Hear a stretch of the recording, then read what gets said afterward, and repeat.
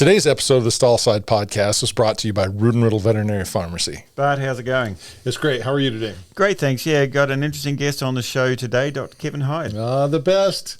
Been waiting for him to get on the show. Good friend of mine, and he's been a big part of the practice here for quite a while. Yeah. Kevin's had a really interesting career. I mean, he sort of had his formative years here under your tutelage. So That's right. Another great graduate of the Bart Barber Academy of Veterinary Medicine. Went off and did some other things, and then came back to us. And is sort of one of the more senior ambulatory practitioners. Yep, thrilled he's back, and he's done a great job for us. Clients love him. So yeah. Excited to have him come in. He's an easy guy to like.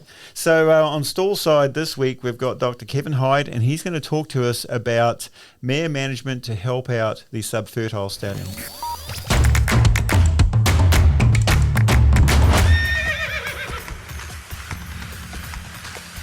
Yeah, it was like soup.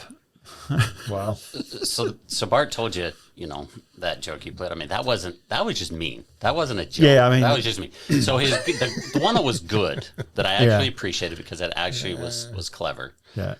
Was, back during the days, this is when I arrived here, it was just a couple years after the worst years of Mare reproductive loss syndrome. Mm-hmm. So we had the tent caterpillars, and we had a lot of them. And so one day, he decides it would be funny. He goes and takes a yellow sleeve, long palpation sleeve, takes an entire nest of the caterpillars. He grabs the nest out of the tree, sticks it in the sleeve. So he puts it in the sleeve. So it was clear full. It was. I mean, there was hundreds, maybe thousands. Wow. So he takes this and he sticks it in my back seat, and he punches just like one little hole in it. And so I'm driving around, and all of a sudden I've got caterpillars hanging over my shoulders in the car. Yeah. And I can't figure out what in the world, so that one was actually very clever. It didn't take me as long to find the caterpillars as it did the hoof trimmings, but that was actually pretty clever. It wasn't finding the caterpillars, it was getting them out of your car. Yeah, that was a little bit trickier. Yeah. Thanks, Bart. You're a real humanitarian. Nice guy. Nice guy. Yeah. No, if I were to ask the students, I don't believe any of them that would be their one word for Bart. That's not what I shoot for, though. I don't shoot for that. I just honest. Kind. I am kind, because there's a difference between being nice and kind. Sometimes kindness is not real nice, and I am that. Mm. Yeah, gotta tell it like it is. That's right. Even they don't want to know. Painful sometimes, but it's the kindest thing. That's exactly right. All right. Yeah, basically has a heart of gold, and inside that is just this black, cold, slowly beating sort of thing. Oh, that's it. We have a lot of fun. Yeah. I make sure of it. Dr. Hyde, welcome to StallSide. Thanks for letting me be here. Thanks for coming in. Yeah, it's great. Kevin, tell us a bit about yourself. Well, I started my career at Rood and Riddle in 2005.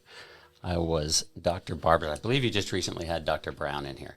And I think we need to go back and watch that little segment of Dr. Brown right at the beginning, because when Dr. Brown told everybody that he was Dr.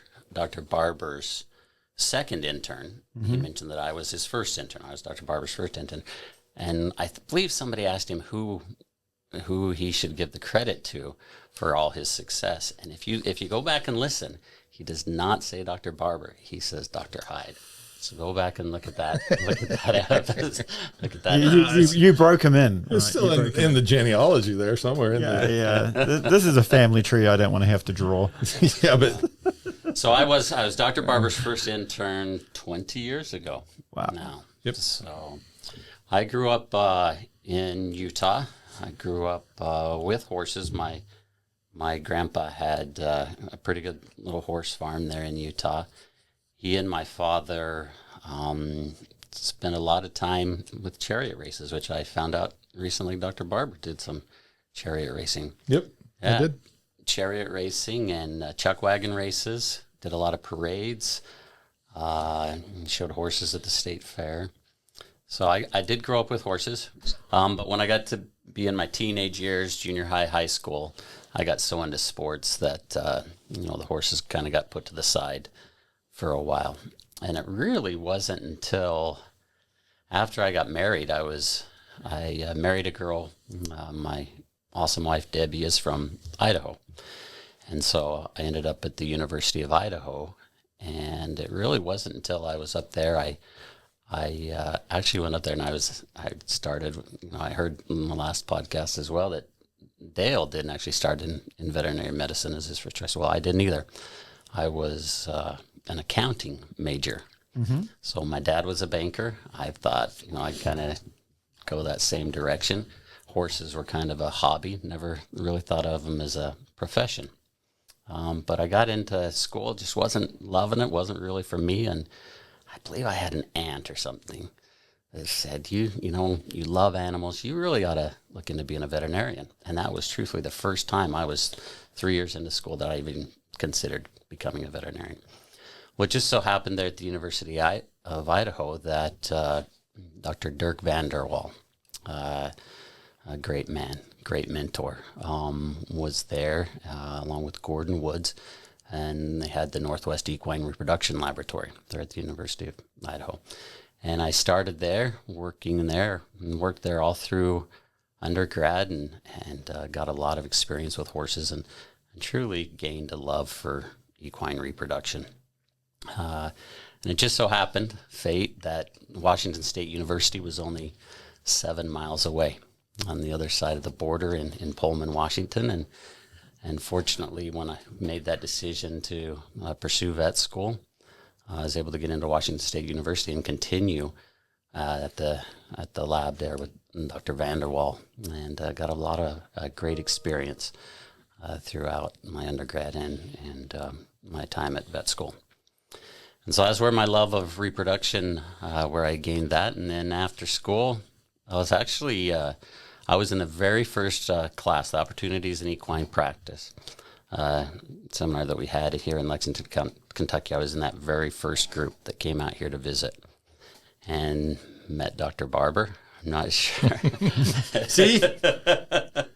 All it took was one meeting. Oh, man, if I only knew then. It wasn't assigned to me. He chose me. Yeah, we just found out that he was from Idaho, Utah. Some of the guys with me were from Idaho, so we started talking and decided to come out and visit. We fell in love, with Kentucky. Who couldn't come out and visit Kentucky? The horses, never really been in the thoroughbred world. But I'd always watched the Kentucky Derby, but this was all new to me. My eyes were just open. Fell in love with Kentucky and came out and visited, and fortunately was able to get an internship at Rood and Riddle. And since then, I spent 6 years here.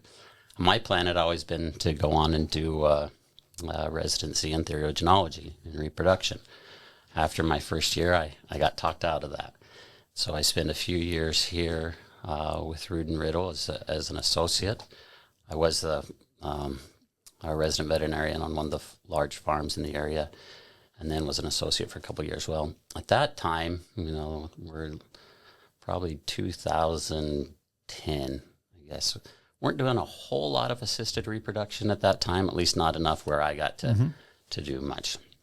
And so I decided that I wanted to, I'd been trained to do a lot of those things back at the University of Idaho and when I was in vet school, and I wanted to pursue that. So I did leave, actually, Lexington for a few years and went to a large embryo transfer facility in California, and also worked at Pioneer Equine for a couple of years. And then one day I got a call from Bart Barber. And again. Dun, dun, dun. Again. And Bart called and asked if I'd be willing to come back. And, I don't regret for 1 minute. It was a very hard decision. I really enjoyed my time at Pioneer. It was a hard decision, but I don't regret it for a minute. It's been back now. This is my 9th breeding season back, if you can imagine that already. So it's gone fast, but here we are. It does go fast. Yeah, it does go fast.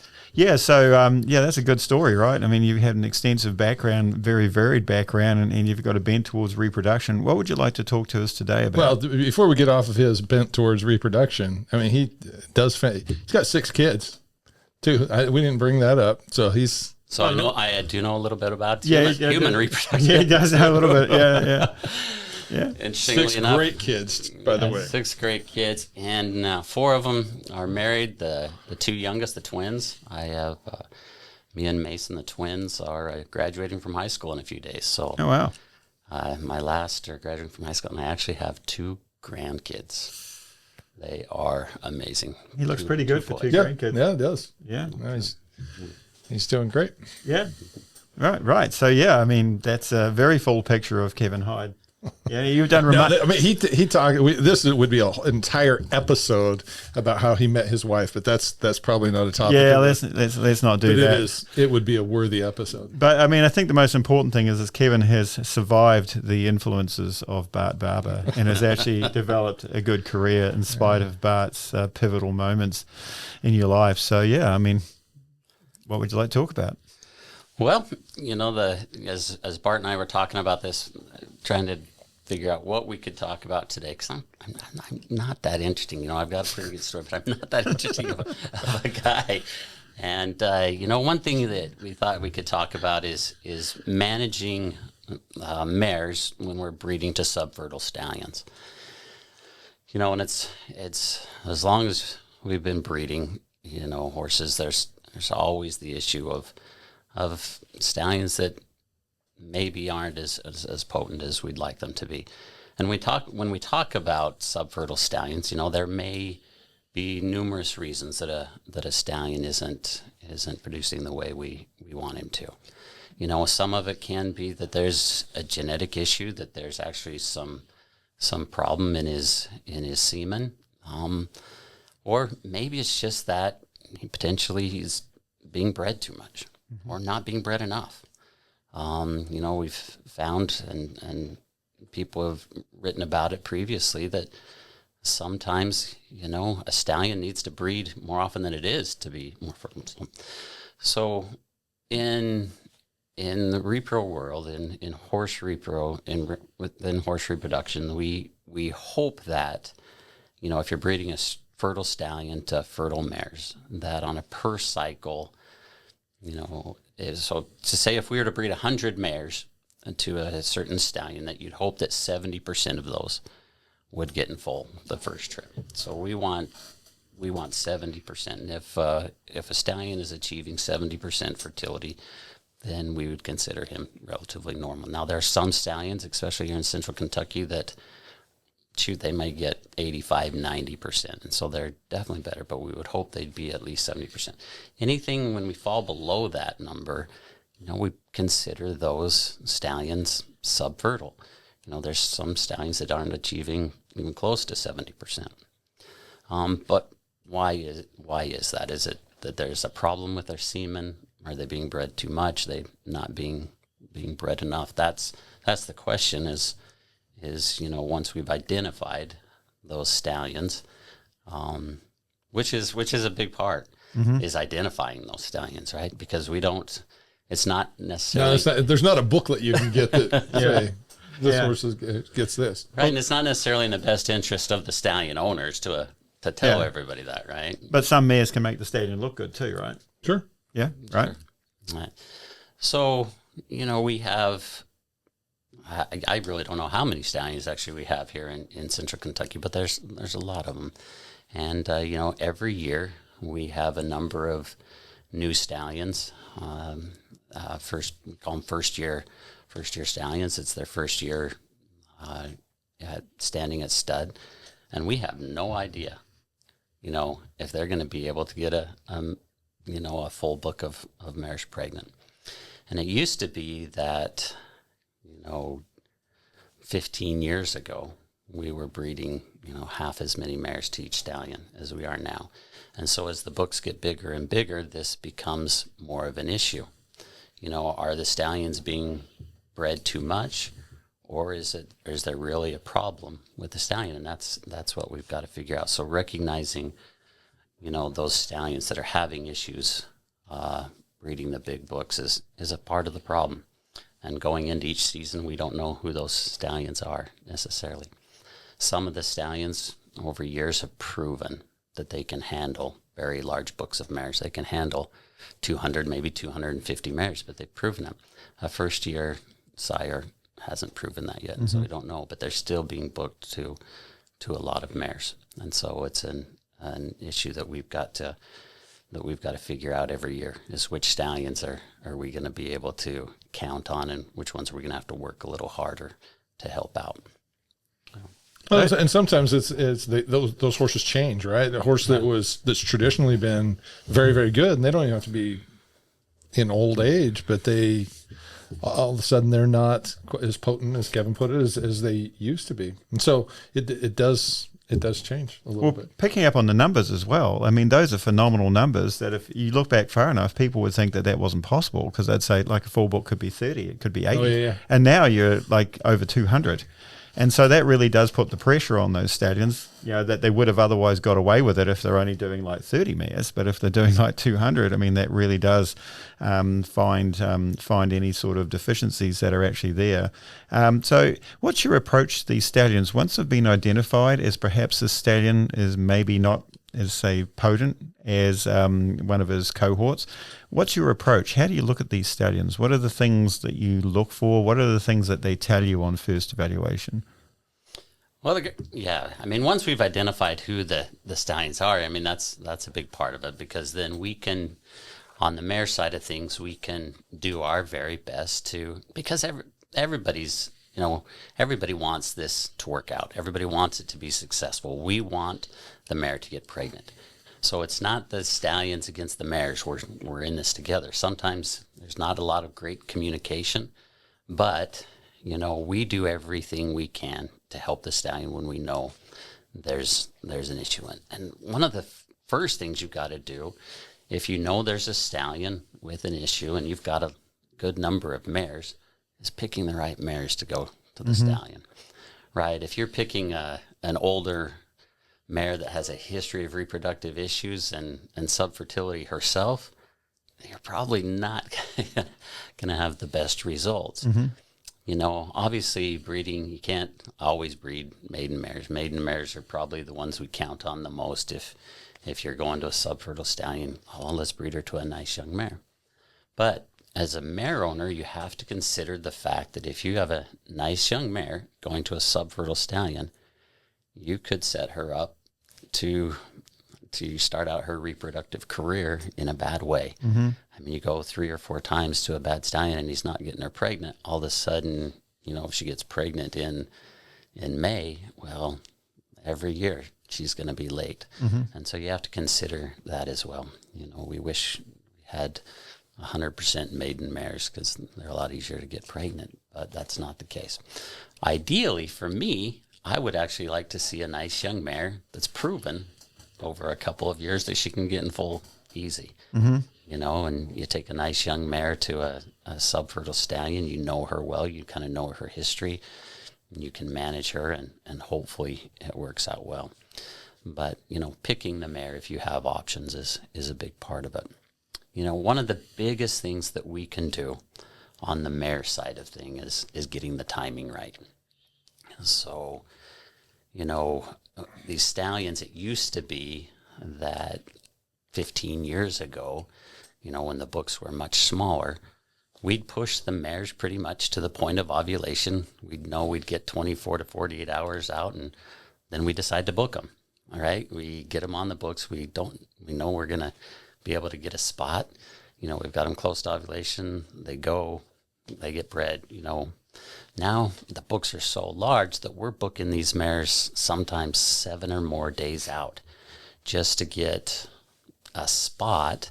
Because if I tried to book to some of the busier stallions a day or 2 out, like we used to, I might not get a spot and I might get shut out. And so if I'm pushing that mare to close to ovulation before, I want to send her, there's going to be some of those mares that I miss. And so these days we're actually breeding more based on when the mare will be receptive to ovulatory agents. And as soon as she's got a big enough follicle, she's in heat, cervix is open, we're going to schedule that mare, towards the first. There's always going to be a few days where that mare is very breedable, right? But we're going to schedule her in one of those first days that she's going to be breedable, just in case we get shut out for a day or two and we end up getting pushed back, just so we don't miss her, because you're not going to get anything pregnant if there's no semen in there. Right. And so getting the timing right is very important. And when the stallions are so busy that sometimes we don't find out until the day of that we're going to get a spot, it not only hurts the chances that she's going to be pregnant. The reason it hurts that she may not get pregnant is because we're not giving the ovulatory agents until we find out that she's going. And so if we give the ovulatory agents the day that she goes, that means she's farther away from ovulation, and that semen has to be in there longer and survive longer. There was a stallion a few years ago when these books just started getting big that sometimes, well, more often than not, they wouldn't let us know until the day of. We were breeding quite a few mares to this stallion. Well, what we found was when we were able to give the ovulatory agents the day before, almost everything got in full. When we were having to give it the day of, almost nothing was getting in full. He just wasn't lasting long enough. A normal stallion should easily be able to last 48, 72 hours without a problem if they're breeding 1 or 2 mares a day. When you start breeding 4 or 5 mares a day, then you may not be able to get those same results. So going back to this stallion, we ended up giving the ovulatory agents anyway, even though we didn't know we had a spot, just hoping that we were going to get a spot. And if we didn't, we missed a couple mares because they ovulated, but we knew that if we gave the ovulatory agents the day of, that they weren't going to get in full. And so just to get back to timing, that is so critical because, we give these ovulatory agents. We know that they are going to ovulate, 36 to 40 hours later, more or less. And if we get a time and we can help set these mares up to ovulate about the time they're getting bred, we're going to have a much higher success rate.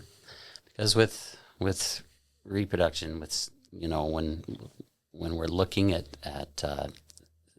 when we're looking at a stallion and his reproductive potential, it's a numbers game, right? It requires a certain amount of semen, a certain number of spermatozoa to get the job done. And if we're breeding a stallion 4 or 5 times a day, those numbers are obviously very decreased. And as soon as you put the semen in there, it starts to die. And if there's not that many of them, then they're going to die off before the egg is actually available. So if we can get the timing right, we can really help these stallions out. But it's something that we're having to deal with. A lot of times we'll schedule a mare, and we don't get a time the day we want. They'll call us and say, "Hey, can you potentially go tonight?" It's a day earlier than we really want to. We haven't given our ovulatory agents yet. My first question is, who's the stallion? Because there's certain stallions that have proven that they can last 24, 48 hours. Well, there's other stallions that I might be better to risk not getting that spot tomorrow and waiting till the next day to see if she'll hold. Because if I send her tonight and, she's 36 hours she is bred 36 hours from ovulation, she may not be in full when we go to check her. So, and then that's your fault. And then that's my fault. Exactly. It's always a veterinarian's fault. Always a veterinarian's fault. Yeah. So yeah, that's a good tour through mare management to help the stallion, get them as close as possible for these stallions that don't last. What about issues with the stallion? You mentioned there may be genetic things which you can't change, but what about that stallion could happen that could temporarily push that stallion to the subfertile category that you may be able to recover that stallion from? What are the things that you look for there? Oh, so with the stallion itself, obviously the one thing that we have to consider a lot here in central Kentucky is if we're overbreeding the stallions. And we've touched on this a little bit. Some of the studies show that and we see it every year. We see stallions that struggle. They have a book of 200 plus mares, and they struggle with that book. They come back the next year and they have 100 mares, and all of a sudden they're knocking it out. And it might be that they've matured a little bit, but it's just that they can only handle a certain number of mares. Now, there's always going to be things that happen with stallions. Stallions get injured. Stallions get sick. All these things can affect them and their ability to breed.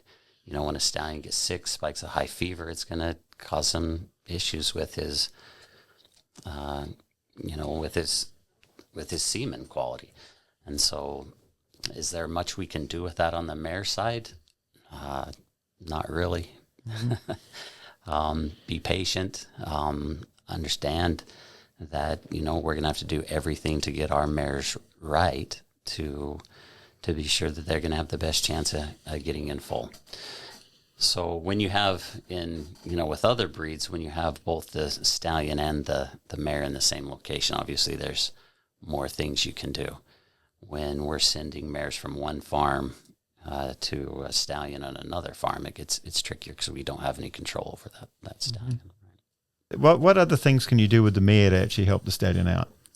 That's a great question. So, what we want to do on our end, since I mostly work on the mare side of things, is we want to make that mare as perfect as we can. Not just with the timing, but we've got to make sure that her uterine environment basically is perfect when she goes to the stallion.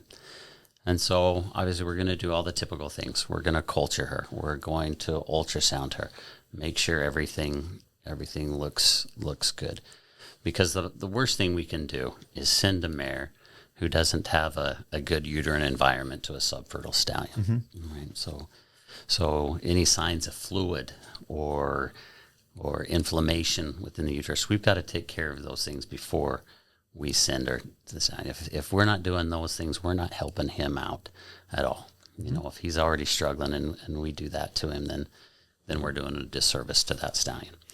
So on our end, some of the things we can do, obviously, we do a lot of lavages. And so we're rinsing saline through the mare's uterus to make sure that any debris, any inflammation, anything that's in there that could cause damage to the semen when it gets there, we're trying to eliminate that. We'll use some anti-inflammatories to try and decrease any inflammation in there. There's many of these, the most fertile stallions, they can get through some of that inflammation and they'll be just fine. You have a stallion that's struggling with numbers, they're not going to be able to get through that. So we need to make sure that she's got a uterine environment that is going to help him get the job done. Bart mentioned it, that one of the things we can do that the stud farms will allow us to do, and sometimes they're doing it, sometimes we have to go and do it, is, in the thoroughbred industry, every mare has to be covered.